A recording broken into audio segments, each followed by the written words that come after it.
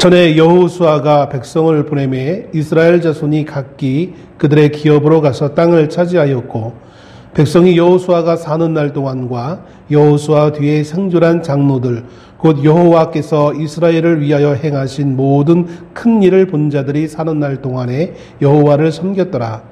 여호와의 종 눈의 아들 여호수아가 110세의 죽음에 무리가 그의 기업의 경내 에브라임 산지 가스산 북쪽 딥낫 헤레스에 장사하였고 그 세대의 사람도 다 그 조상들에게로 돌아갔고 그 후에 일어난 다른 세대는 여호와를 알지 못하며 여호와께서 이스라엘을 위하여 행하신 일도 알지 못하였더라.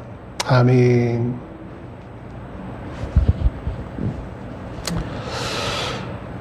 우리가 가진 성경 사사기라는 이 책명은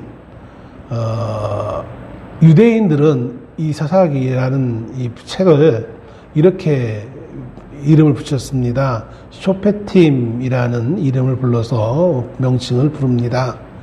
이 쇼페팀이라는 이 단어에는 어떤 뜻이 있느냐면 지도자 혹은 재판관이라는 뜻을 가지고 있습니다. 그래서 우리가 예전에 캐톨릭과 같이 함께 공동 번역했던 그 성경에는 이것을 그대로 번역을 해서 판관기라고 이 책명을 붙였던 기억이 있습니다. 우리는 이것을 판관기가 아니라 사사라는 이름으로 이제 개신교에서는 다르게 번역을 해서 사사기라는 명칭을 사용하고 있지만 공동 번역이라는 성경에는 판관기, 아마 캐톨릭도 지금도 캐톨릭에서도 사사기라는 이름보다는 판관기라는 이름으로 사용하고 있지 않을까 이렇게 생각을 해보게 되어집니다. 판관기 혹은 사사기 이거는 이 명칭인데 이 사사라는 명칭을 가지고 있던 사람들, 그래서 아마 우리는 이 사사기의 주인공을 바로 이 사사들로 이해하면서 사사들 중심적인 어떤 내용 이해를 하면서 이 사사기를 읽는 경향들이 많은 것을 보게 되어집니다. 이 사사라는 직분을 가지고 있는 사람들은 여호수아가 죽은 이후부터 선지자 사무엘이 등장하기까지, 따른 다르게 표현하면 이스라엘이 약속의 땅인 가나안 땅에 들어온 이후에 정착하면서 이제 여호수아가 죽게 되어지죠. 그러면서 왕정 시대가 되기 이전까지 약 한 350년 동안의 기간에 있었던 기간에 활동했던 사람들, 그 사람들을 사사라고 합니다. 그래서 그것에 기인하여서 사사시대라고 이렇게 명칭을 붙이기도 합니다. 그렇기 때문에 많은 사람들이 이것을 오해하기를 이 사사들이 이 시대의 영웅들이고 이들이 있음으로 해서 이스라엘이 유지되었다라고 생각한다는 사실인 것입니다. 이방 민족들이 이스라엘 가나안에 정착했던, 이제 막 정착한 이스라엘 백성들을 향하여서 주변에 있던 많은 이방인들이 돌아가면서 이스라엘을 침략하고 이스라엘 사람들이 1년 동안 열심히 지은 농산물들을 약탈하거나 혹은 양이나 소들을 약탈해가는 끊임없이 그런 현상들이 일어나게 되어지는 것을 보게 되었습니다. 그리고 그때마다 새로운 사사가, 어떻게 보면 새로운 영웅이라고 할 수도 있겠죠. 세상적 관점에서 본다면 새로운 영웅이 등장하여서 이스라엘 민중을 지도하여서 그 외세, 이방 세력과 싸우고 그 이방 세력을 물리쳐서 이스라엘 땅에 평화로운 시기를 맞게 하는 그 역할을 하고 있던 사람들이 사사라는 이름을 가지고 있던 사람이었던 것을 보게 되었습니다. 우리나라의 일부 학자들은 이렇게 얘기합니다. 이스라엘의 그 역사와 우리의 역사가 얼마나 그렇게 닮았는지 이렇게 표현합니다. 제가 학생 때 그 국사 시간인가요? 이때 보면 우리 한민족이 이방 주변 나라로부터 침략을 끊임없이 당했는데 그걸 숫자를 세보니까 뭐 960 960회라고 정확한 기억인지 모르겠는데 960여 회 침략을 받았다라고 이렇게 말을 하는 것을 봅니다. 그러면서 이스라엘이 그렇게 끊임없이 이방 세력들로부터 침략받은 것을 보면 얼마나 그렇게 한민족과 이 유대민족이 닮았는지, 여기까지만 말하고 나면 괜찮은데 그러면서 이제 또 다른 이상한 말들을 하는 사람들도 간혹가다 있는 것을 보게 되어지는데, 아무튼 우리도 그렇잖아요. 외세가 뭐 중국이나 일본 쪽에서 우리나라를 침략했을 때 생각지도 않은 영웅들이 등장하여서 그것을 물리치면 그 사람을 정말 대단한 위인으로, 영웅으로 우리는 받아들일 수밖에 없는 것이죠. 그 사람이 존재하여서 국난을 이겨냈다라고 우리는 추앙할 수밖에 없는 것입니다. 그래서 그런 영웅들을 소재로 하여서 책이 나오기도 하고, 혹은 요즘은 이제 드라마나 영화화 되어지는 그런 경우도 많이 보게 되어지죠. 실제로 그런 대표적인 오늘 사사기에 나와 등장하고 있는 그 사사들 가운데 대표적으로 우리가 잘 알고 있는 사람은 삼손이라는 사람일 것입니다. 저도 어렸을 때 초등학생 때 제가 방학 때만 되면 늘 방학식 끝나자마자 어머니의 손에 이끌려서 시골로 내려갔던 기억이 납니다. 동생과 함께. 다른 친구들은 방학하면 어디로 놀러 갈까, 친구들 만날까 생각하는 그 와중에 저희들은 한 번도 그것을 하지 못하고 방학 때면 시골로 내려가요. 아는 이들도 없는 시골에 내려가서 동생과 둘이서만 한 2달 동안 있으려 보면 얼마나 때로는 지루한지. 그러다 보면 시골에 이제 많지는 않았지만 간혹가다 책꽂이에 책이 몇 권이 있었어요. 그 몇 권 책, 사실 초등학생이 볼 책은 아니었어요. 내용이 좀 어려워요.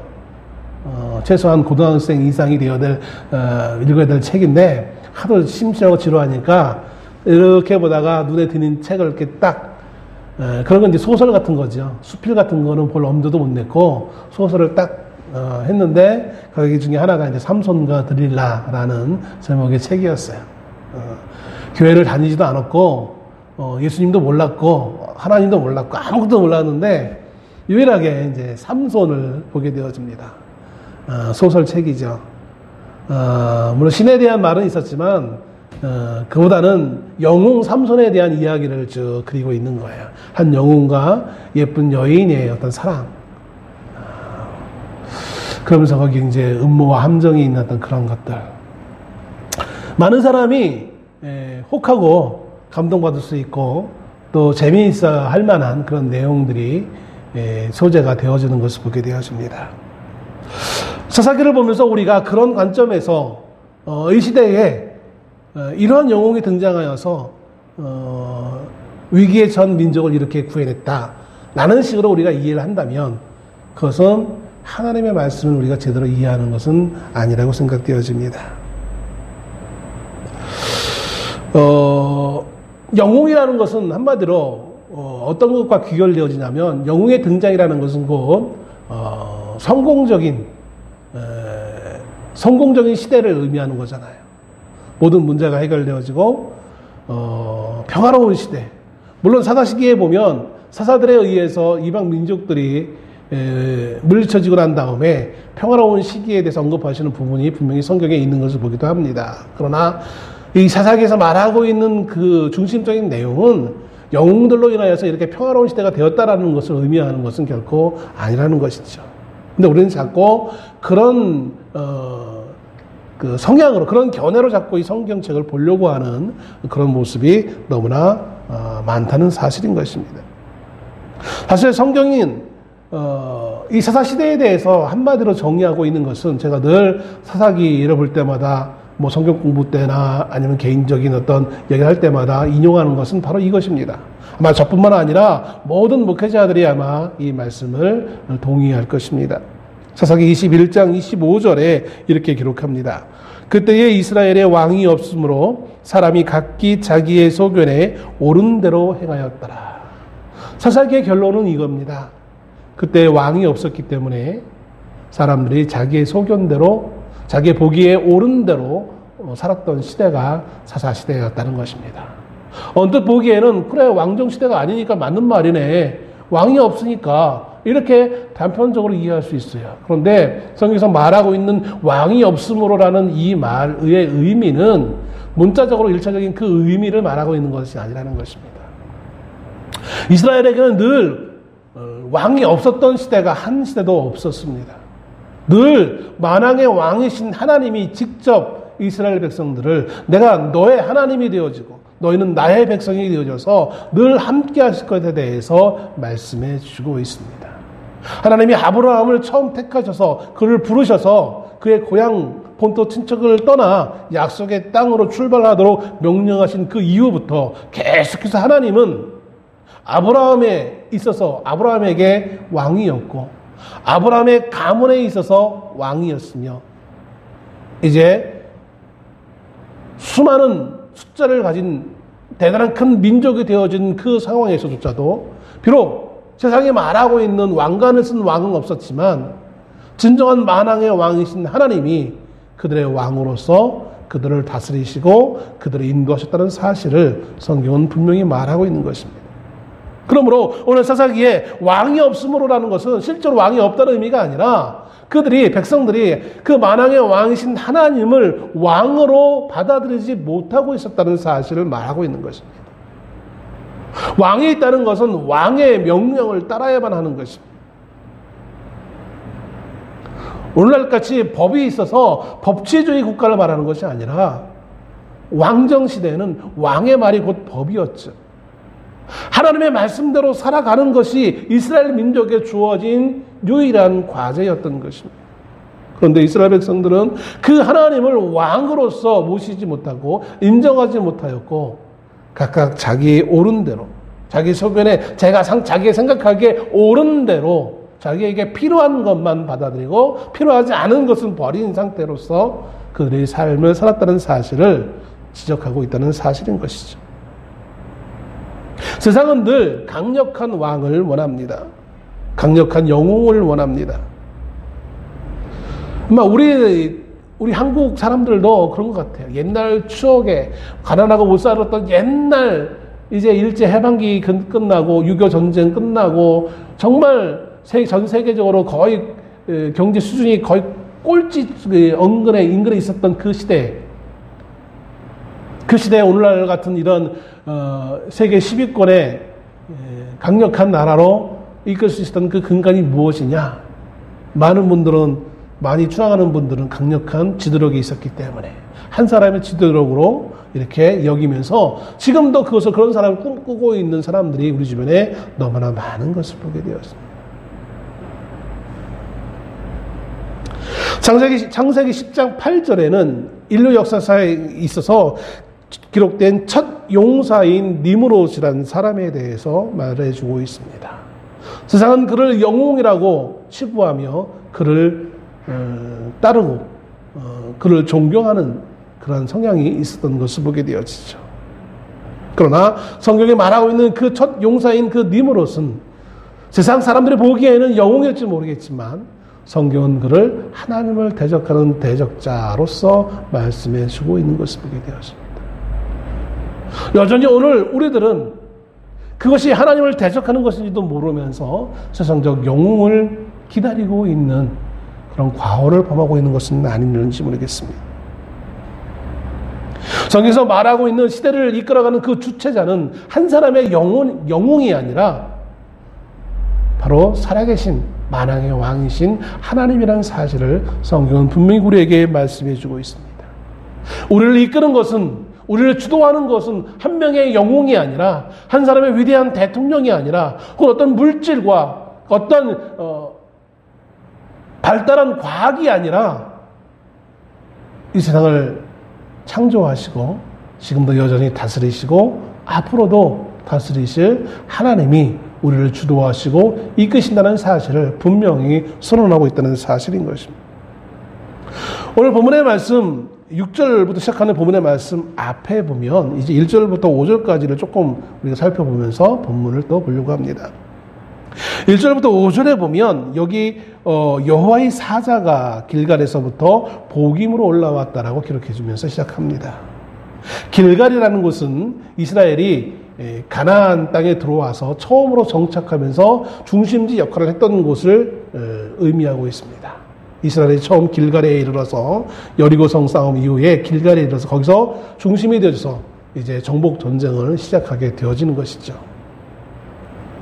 그렇기 때문에 그것이 세상적 의미로 봤을 때에도 매우 중요한 중심지 역할이기도 했지만 세상적뿐만 아니라 이스라엘의 역사하시는 하나님이 그 길갈에서부터 하나님이 함께 하셨고 그곳에서 이스라엘 백성들의 나아갈 길을 가리켰기에 종교적인 중심지 역할을 했던 곳도 역시 길갈이었던 것을 보게 되었습니다.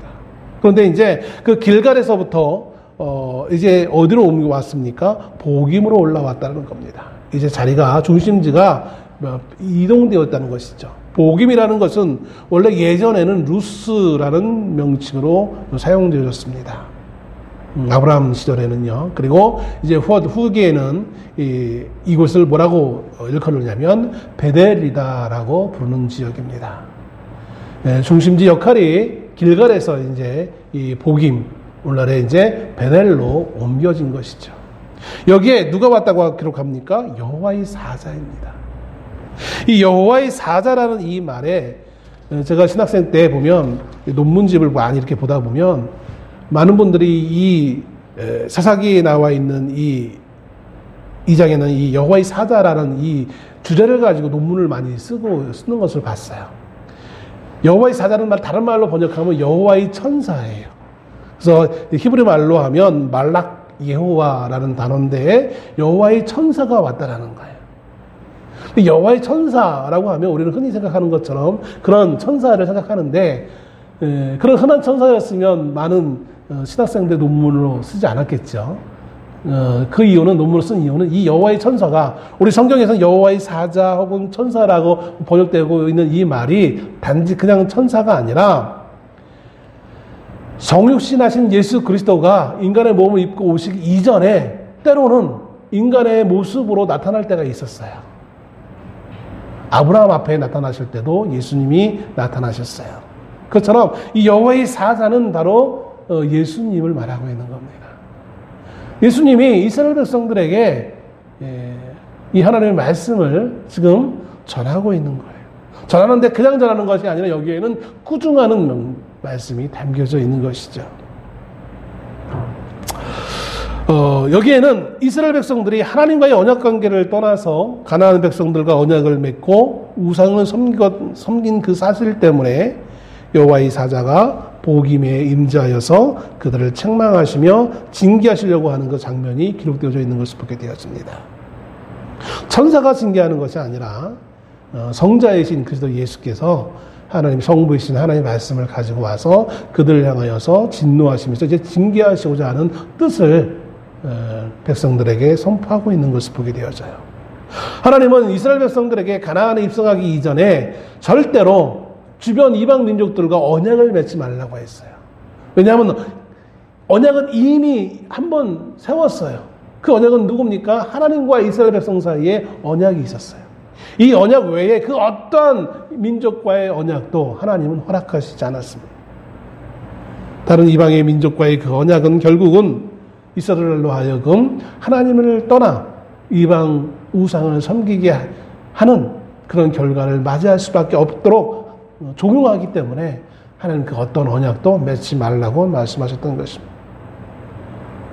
그러나 이스라엘 백성들은 그 하나님의 말씀의 명령을 어기고 이방 민족들과 언약을 맺게 되어지죠. 그리고 이스라엘 백성들은 가나안 정복 전쟁에 한 번씩 하나씩 잡고 실패하는 그 점령하지 못한 지역들이 발생하게 되어지는 것을 보게 되어집니다. 자, 하나님은 그래서 이들을 징계하시고자 하십니다. 그러자 백성들의 마음이 그 찔림을 받아서 회개하며 하나님 앞에 새로이 제단을 쌓는 장면이 이제 4절과 5절에서 등장하게 되어집니다. 이것은 어쩌면 여호수아 시대에 있었던 사건을 압축하여서 보여주고 있는 거예요. 여호수아가 오늘 본문의 말씀에 여호수아가 죽는 장면이 기록됩니다. 죽었다는 장면이 기록됩니다. 그래서 이것과 1절과 5절에서부터의 말씀과 6절부터의 말씀의 차이가 이제 시대가 전환되어지고 있다는 사실을 말해주고 있는 거예요. 여호수아가 지도하고 있던 그 시대, 이제 여호수아가 없는 시대, 어떻게 달라지고 있는가? 기본적으로 본다면 달라진 것은 없어요. 달라진 것은 하등 아무것도 없어요. 여호수아가 있고 없는 것의 차이예요. 물론 이렇게 보면 나중에 여러분이 결론적으로 야, 여호수아가 위대했네 라고 여러분이 말씀하실지 모르겠지만, 오늘 저는 여호수아의 위대함을 말씀하기 위해서 이 본문의 말씀을 증거하는 것은 결코 아닙니다. 시대를 떠나서, 장소를 떠나서 늘 우리의 모습은 동일할 수밖에 없어요. 그죠? 우리 사람들은 옛날 과학이 발달하지 못해가지고 불도 제대로 사용하지 못했던 그 시절이나, 과학이 발달해서 지금 뭐 그냥 이렇게 마음껏 불을 사용할 뿐만 아니라 이제 더한 것들도 많이 사용하는 시대나, 사람의 모습은 큰 차이가 없어요. 사고하는 사고도 큰 차이가 없어요. 과학이 발달하건 발달하지 못했건 간에 사람은 먹어야 삽니다. 먹지 않으면 살지 못하는 거예요. 그죠? 옷을 입어야 사는 거예요. 물론 뭐 더운 지역에서는 옷을 안 입을 수도 있지만, 잠자리가 편해야 잠을 잘 수 있는 거예요.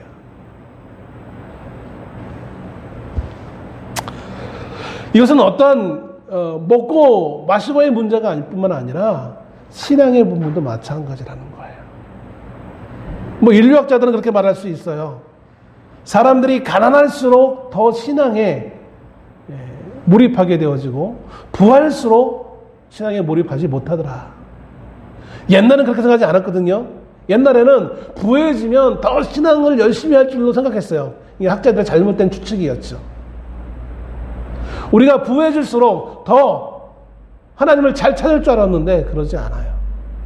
옛날 신학자들은 과학이 발달할수록 하나님의 존재를 증명하여서 다 더 잘 믿을 줄 알았는데 그렇지 않다라는 거예요. 사람은 늘 똑같아요. 똑같을 수밖에 없어요. 잘 먹고 잘 살던 시대나 못 먹고 못 살던 시대나 똑같을 수밖에 없는 것을 보게 되었습니다. 문제는 무엇이냐면 우리의 마음의 중심의 문제라는 거예요. 우리의 믿음의 문제라는 거예요. 우리의 믿음이 환경이 좋아지면 잘 믿게 되어지고, 환경이 나쁘게 되어지면 못 믿게 되어지는, 물론 제한적인 어떤 그런 아주 극단적인 어떤 그런 소수의 사람들은 그럴 수는 없지 않아 있어요.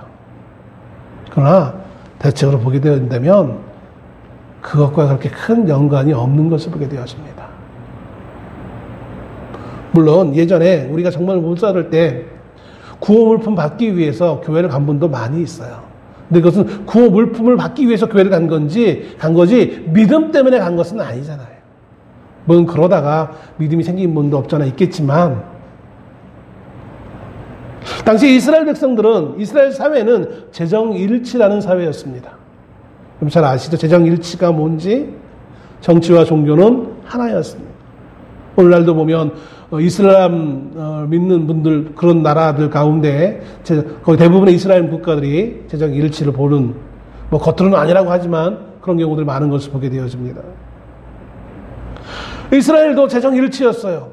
쉽게 얘기해서 인간에게는 두 가지 문제입니다. 하나는 먹고 사는 문제, 세상적인 문제.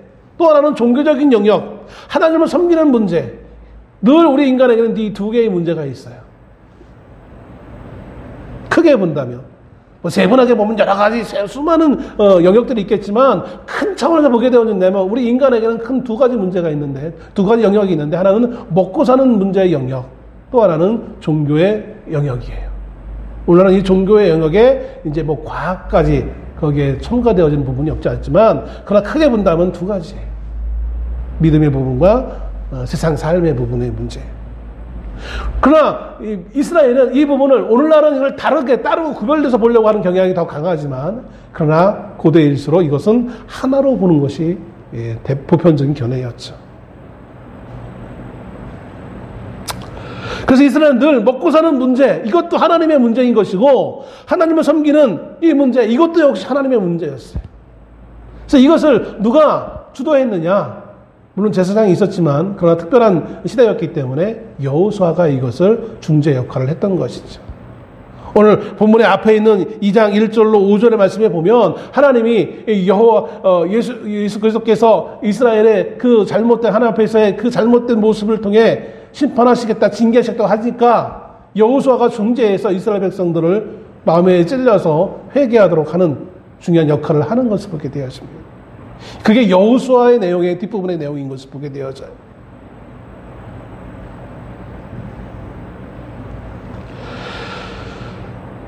오늘 본문에 그런 여호수아가 백성을 보내매 이스라엘 자손이 각기 그들의 기업으로 가서 땅을 차지했다라고 이렇게 기록해 주고 있습니다. 하나님의 명령에 따라서 여호수아가 중심이 되어서 이스라엘 백성들이 자신들이 이제 거할 자신들의 삶의 영역, 터전을 각기 이제 차지하게 되어졌죠.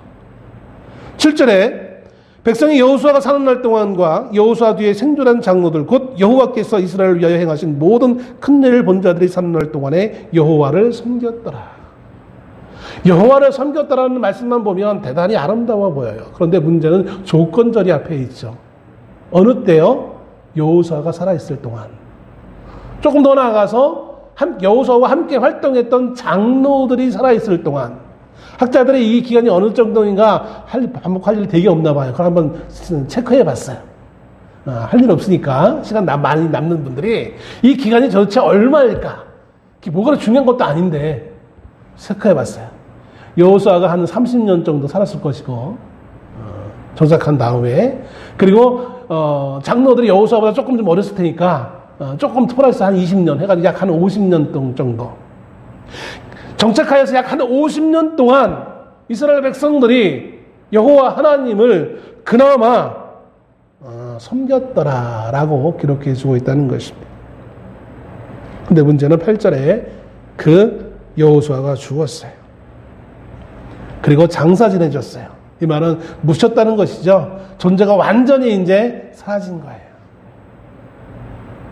그 사라진 존재에 대해서 강조하기 위해 장사하였고 이 말씀을 여기다 첨부해 주고 있는 것을 보게 되었습니다.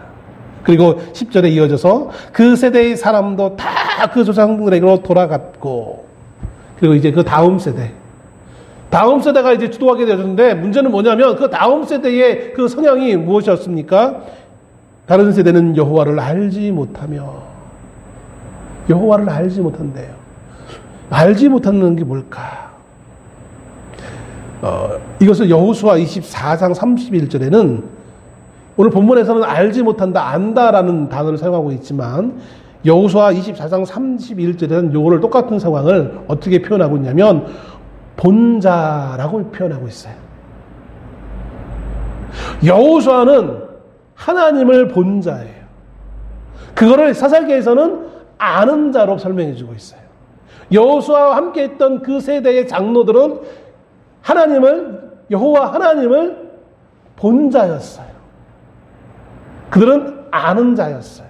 그런데 그들이 죽은 이후 다음 세대들은 그 하나님을 알지 못하는 자예요. 이 말은 여호수아 앞장인 여호수아의 그 단어로 사용한다면 여호와 하나님을 보지 못한 자라는 거예요. 그럼 과연 보는 것, 아는 것이 의미하는 것이 과연 무엇일까요?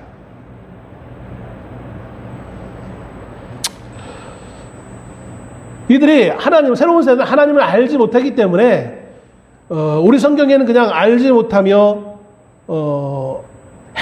이어지는 여호와께서 이스라엘 위에 행하신 일도 알지 못하였다 이렇게만 표현하고 있는데 다른 번역 영어 성경의 리빙 바이블이라는 이 영어 성경에는 어떻게 표현하고 있냐면 여호와를 그들의 하나님으로 경외하지 아니하며라고 표현합니다. 그들의 하나님, 자신들의 하나님으로 경외하지 않았다라는 거예요. 하나님을 하나님으로 존중하지 않았다라는 거예요. 알지 못했기 때문에, 보지 못했기 때문에. 그러면 알지 못하고 보지 못하는 문제로 인해서 이들은 어떻게 그들의 삶을 살아갔는지, 이것은 아마 사사기 시대에 보편적인 그 흐름을 그대로 말해주고 있는 거예요. 아까 제가 24장 21절에 있는 말씀, 왕이 없으므로 자기의 소견대로 소견해 보기에 옳은 대로 행했다라는 이 말씀. 하나님을 알지 못하기 때문에 자기 멋대로 자기가 생각하기에 옳은 대로 사는 그런 삶의 모습이 바로 오늘 2장 10절에서 이것을 다시 한번 압축해서 설명해 주고 있는 거예요. 사사시대의 모든 삶의 근간은 이러한 모습으로 살았다라는 거예요. 영웅들이 있었지만, 위대한 삼손 같은 사람이 있었지만, 삼손이 얼마나 힘이 센지 막 낙이 턱뼈로 막 사람을 죽이니까 몇천 명을 죽이기도 하고 막 그 얼마나 많은 활약을 합니까? 기드온이 그 300명 용사를 가지고 얼마나 많은 적군들을 물리칩니까? 수많은 사람들이 그래서 그 기드온 삼손을 추앙하고, 또 우리도 잘 기억하지도 못하는 다른 사사들이 일어나가지고 또 이방 민족을 물리치고 수많은 백성들이 그 사사를 환호하면서 그에게 모든 영광을 돌리며 그에게 모든 명예와 권세를 허락하는, 그래가지고 어떤 사사는 뭐 살아생전 얼마나 많은 부인을 두고 아들을 두고 성을 얼마나 많이 가지고 있고 재산이 얼마나 불려졌는지 그거를 성경에 기록해주고 있는 거예요. 영웅의 위대함을 성경이 말해주고 있는 것이 아니라 그 영웅이 얼마나 현실적으로 사람들의 의해서 높임을 받았는지. 저도 제가 말씀드렸습니다. 이 사회를 이 세상을 주도하시는 분은 사람이 아니라 이 땅을 만드신 하나님이에요. 그 하나님께 모든 영광이 돌려줘야 되는데 사사기에는 그 영광이 하나님이 아니라 누구에게 가고 있다고요? 사사에게 가고 있는 거예요. 그러면 그 사사가 그럼 끝까지 그 모든 일을 다 완수했는가? 그렇지 못해요. 자기를 위해서 자기의 욕심권, 자기의 명예와 자기의 권세와 자기의 부를 위해서 얼마나 많은 잘못된 모습을 보였는지 성경은 그거를 우리에게 보여주고 있어요. 근데 우리는 그것을 발견하지 못하고 있는 거예요. 사람들의 환호와 그 성공, 그 화려한 모습에 이면에 숨겨져 있는 그 내용을 우리는 보지 못하고 있어요. 그래서 오늘 수많은 성도들이 오늘도 그 사사시대의 그 사사들의 그 용맹과 그 부와 명예와 권세처럼 오늘 우리도 교회 안에서 그것을 찾으며 그것을 꿈꾸며 살아가고 있는 많은 사람들의 모습을 발견하게 되어진다는 거예요. 그게 일반 성도뿐만 아니라 직분자들도 마찬가지고 목회자, 목사들도 마찬가지라는 거예요. 세상의 성공을 똑같이 꿈꾸며 세상적인 방법으로 세상적인 그 성공이 마치 진정한 성공인 것처럼 그렇게 말하며 가르치며 그렇게 살아가고 있는 사람들의 모습을 발견하고 있다는 사실인 거예요.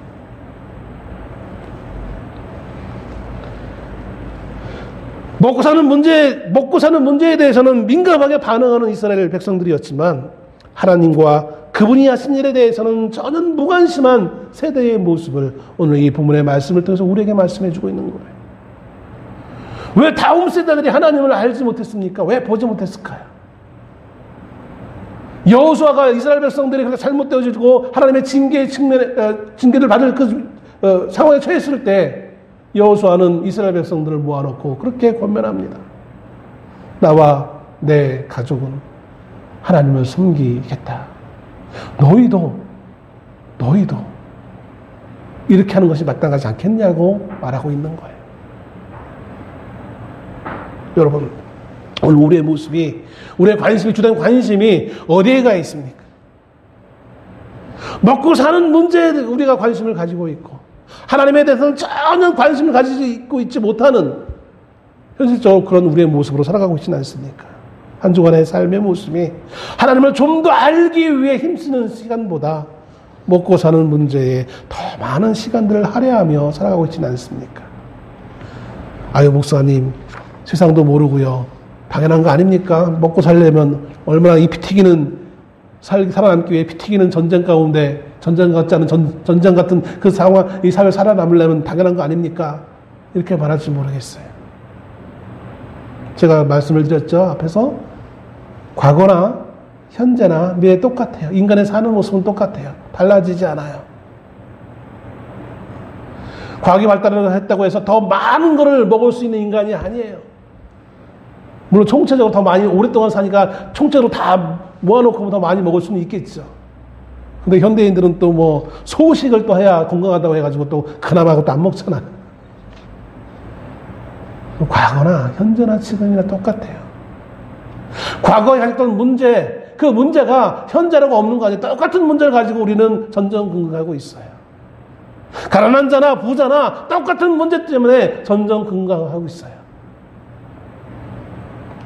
가난한 자는 하나를 갖고 있으면서 10개를 갖기 위해 그 어떻게 하면 10개를 가질 수 있을까 아주 그냥 피 튀기는 삶을 사는 것처럼 1000개를 갖고 있는 사람은 10,000개를 갖기 위해 피 튀기는 전쟁의 싸움을 살면서 사는 인생의 모습인 것입니다. 문제는 나에게 있는 것이에요. 호세아 6장 3절에 하나님은 호세아를 통해서 이렇게 말씀합니다. 그러므로 우리가 여호와를 알자. 힘써 여호와를 알자. 그의 나타나심은 새벽빛같이 어김없나니 비와 같이 땅을 적시는 늦은 비와 같이 우리에게 임하시리라 하니라. 마태복음 5장 8절에서 예수님은 이렇게 말씀합니다. 마음이 청결한 자는 복이 있나니 그들이 하나님을 볼 것임이요. 우리가 하나님을 보지 못하는 것은, 하나님을 알지 못하는 것은 우리의 마음이 하나님을 향하여 힘써 나가지 못하고 있기 때문인 것입니다. 우리의 또 다른 삶의 문제들로 인하여서 하나님 앞에 순수하게 나아가지 못하기에 우리는 우리의 먹고 사는 문제도, 하나님을 아는 문제도, 그 어떤 문제도 온전하게 해결하지 못하고 이것도 저것도 아닌 모습으로 살아갈 수밖에 없는 것을 보게 되었습니다. 안다는 것은 여러 가지 측면의 것을 가지고 안다고 할 수 있죠. 단지 그냥 지식적으로 관찰하거나 어떤 활동을 통해서 알 수 있어요. 배움을 통해서 알 수 있죠. 배움을 곧 다른 말로 표현하면 경험이라고 할 수 있습니다. 경험을 통해 알 수 있습니다. 또 그냥 마음으로 아는 것도 있어요. 꼭 배우거나 혹은 어떤 관찰하지 않아도 그냥 보자마자 마음으로 그냥 아는 거예요. 이건 논리적으로 설명할 수 없는 그냥 아는 거예요. 성경에서 오늘 이스라엘 백성들이 여호와를 알지 못한다는 것은 알거나 혹은 알지 못한다는 것은 어떤 지식적인 차원의 그런 알만을 의미하는 것이 아니라 지식과 경험과 자연스럽게 서로, 우리가 서로 부대끼면서 같이 살아가면서 서로 알게 되잖아요. 서로를 전혀 모르던 두 남녀가 만나서 10년, 20년, 30년 살다 보면 서로에 대해서 이제 알아가잖아요. 알 수 있는 거잖아요. 물론 죽기까지 다 알지는 못하지만요. 하나님이 우리에게 기대하시는 바는 우리가 먹고 사는 문제가 없으니까 그걸 완전히 다 해결한 다음에 나에게 오라. 하나님이 그렇게 말씀하시잖아요. 그것은 이 먹고 사는 문제가 중요하지 않기 때문은 아니에요. 예수님 분명히 말씀하셨습니다. 그것이 너에게 있어야 될 줄 안다라고 말씀하셨습니다. 그러나 주님이 말씀하신 것은 하나님의 나라와 의를 구하라 라고 말씀하고 있는 것을 보게 되었습니다. 이스라엘 백성들은 자신의 먹을 것을 구하기 위해 땅을 차지한 이후에도 여전히 자신의 먹을 것을 찾기 위해 이방 민족과 타협하며 그들과 언약을 맺는 가운데 점점 하나님을 떠나게 되어지고 하나님을 모르는 단계까지 이르게 되어지는 것을 보게 되었습니다. 사단은 오늘도 너무나 지혜롭게 우리를 시험하고 있습니다. 이전에는 순교의 위협으로 예수를 믿지 못하게 했다면 이제는 좀 순하게 우리를 풍요롭게 해서 세상의 문제로 인하여서 하나님으로부터 점점 멀어지게 우리를 유혹하고 있는 것을 보게 되었습니다. 목숨을 내놓는 그 순교만이 순교가 아니라 이 땅의 삶 가운데서 분명히 우리에게 필요한 세상적인 그 수많은 문제들이 있음에도 불구하고 우리가 하나님을 위해, 하나님을 알기 위해, 믿음으로 삶을 살기 위해 힘쓰며 애쓰는 것도 또 다른 순교의 측면인 것을 보게 되었습니다. 여러분, 우리는 얼마나 순교적인 자세로 삶을 살아가고 있습니까? 하나님을 알기 위해 얼마나 많은 시간들을 할애하며 노력하고 있습니까? 우리는 우리 인생의 삶에서 이것은 세상적인 측면의 문제고 이거는 종교적인 측면이라 하면서 얼마나 그것을 칼로 자르듯이 딱딱 잘라가면서 우리는 살아가고 있지는 않습니까? 그러나 분명히 하나님 말씀하십니다. 이 문제와 저 문제는 동일한 것입니다. 왜냐하면 그 모든 것을 주관하시는 분이 살아계신 하나님이시기 때문인 겁니다. 그러므로 우리가 정말 힘써 알아야 될 것은 어떻게 하면 내가 성공할 것인가, 어떻게 하면 내가 더 배부를 것인가의 문제가 아니라 어떻게 하면 내가 하나님을 더 힘써 더 알 수 있는가라는 하나님 앞에서의 몸부림이 우리에게 필요한 때가 아닌가라는 생각을 해보게 되었습니다. 좀 더 우리가 몸부림칩시다. 하나님을 알기 위해, 하나님을 보기 위해 좀 더 힘쓸 수 있는 우리가 되어지기를 소원합니다. 기도하겠습니다.